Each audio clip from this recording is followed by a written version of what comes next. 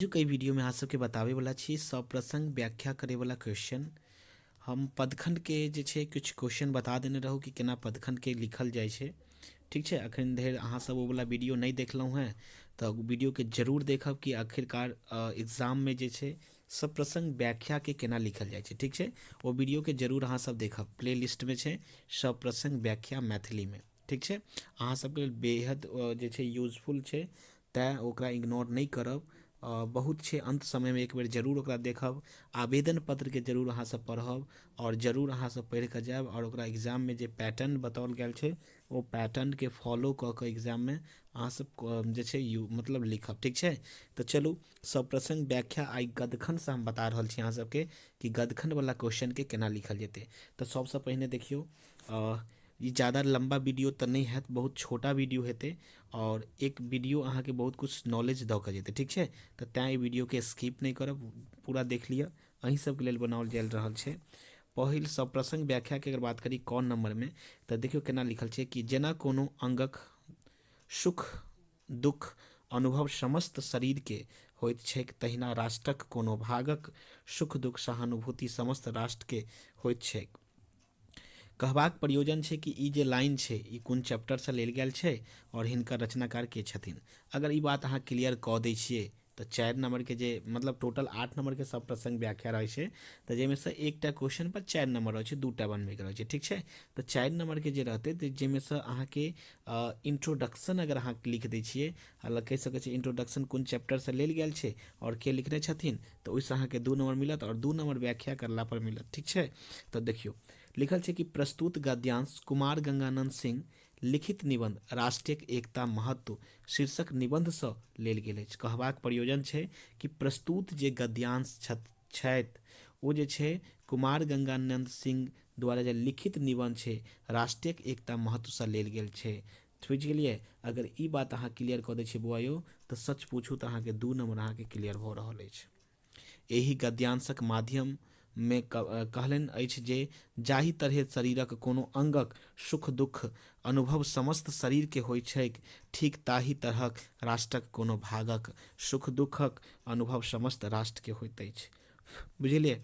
चलो, तो ई छल एकर आंसर, ई मात्र अहाँ के 4 नंबर में अहाँ के मिलत। ठीक है, अगला क्वेश्चन देखे छे। अगला छे कि घट घट में वासी ब्रह्म एक हो, भान अविद्यास अनेक, बुझतौ वेदांती हमर वारी अपवित्र कहथी क प्रलाप। तो कहबे प्रस्तुत पदांश, ई जे छे पदांश छे जे काशी कात्र मिश्र मधु द्वारा रचित छुतहर कविता से लेल गेल छे। हालांकि हम छुतहर पर जे छे कह सकै छी कि हम वीडियो बना देने छी, तखन धरि अहाँ सब वो वीडियो नहीं देखलहुँ हैं तो जरूर देखब। वन शॉट वीडियो छे, बहुत कम समय में क्लियर हो जाए पूरा चैप्टर। ठीक है, कवि एक ईश्वरक विषय में कहै छथि जे ब्रह्मांडक कण कण में वास करै छथिन और अविद्या से ओ अनेक देखाइत छथिन। ठीक है, कहै छथिन कथी देखाइत छथि। आगा कहै छै कि वेदांती लोकनि हमर पवित्र जल के अपवित्र कहि निरादर करै छथि। मतलब कह रहल छथिन कि जल के अपवित्र मतलब पवित्र जल के अपवित्र कहै छै। आगा देखियो गौर नंबर के अगर बात करी, कतेको दिवस जखन बीत गेल हरि पुनि हथगर गोरेगर भेल। कहब के मतलब भेले हरि पुनि, हरि मतलब हरि कृष्ण के कहल गेल छै। तो कहबाक प्रयोजन छै इहो पद्यांश के लेल छै। तो कभी प्रस्तुत व्याख्याय पद्यांश, मतलब अगर ई मोन नहीं है लिखे के तो कोनो जरूरत नहीं है, प्रेशर नहीं है, नहीं लिखब। पद्यांश मनबोध लिखित बाल लीला से उद्धृत अछि।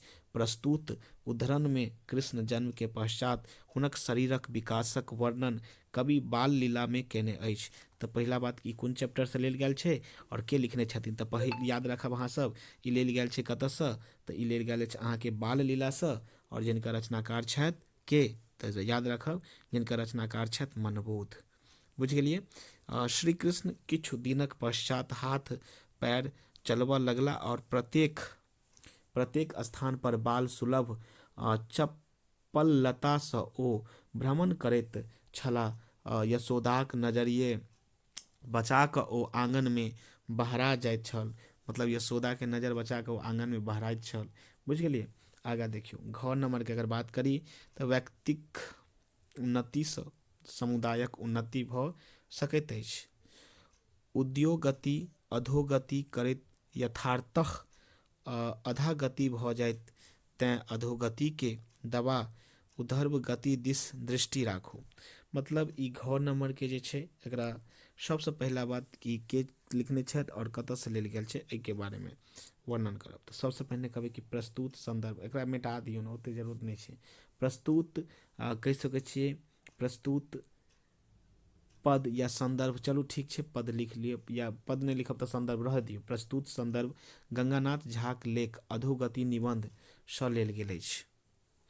लेखकक अनुसार मिथिलाक अधोगतिक नहि भेल अछि, अपितु मिथिला दिनोदिन ऊर्ध्वमुखी विकास बाट धयने अछि।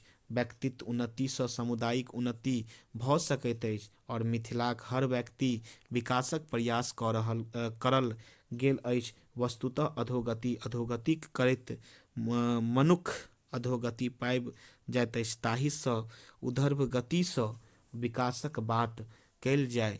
मिथिला सब तरहे उत्तरोत्तर विकासमुखी पथ पर अग्रसर अछि। तऽ ई छल अहाँके कहि सकै छियै सप्रसंग व्याख्या, जाहिमे से 4टा देने रहतै, 2टा अहाँ सबके लिखैके छै और 2टा बहुत बढ़िया से लिखब। लिखे के तरीका हम बतौने छियै, अहाँ सब ओ वीडियो के जरूर देखू, ठीक छै, कियाकि ओ वीडियो के देखबै तहने अहाँ सबके जे छै ई वीडियो पूर्ण तरहे समझ में औतै। अगर नहीं अहाँ सब देखबै, जखन ओ वीडियो के अहाँ सब नहीं देखबै तहन ई वीडियो अहाँ सबके समझ में बढ़िया जकाँ नहीं औतै। तैं ओ वीडियो के जरूर देखब और संगहि इहो वीडियो के देखब। तऽ एहि के मतलब वीडियो केहन लागल कमेंट जरूर करब। तब तक के लेल जय मिथिला, जय मैथिली, ऑल द बेस्ट। अहाँ सबके एग्जाम बहुत बढ़िया तरीका से जाय, ठीक छै, हमर आशीर्वाद अछि।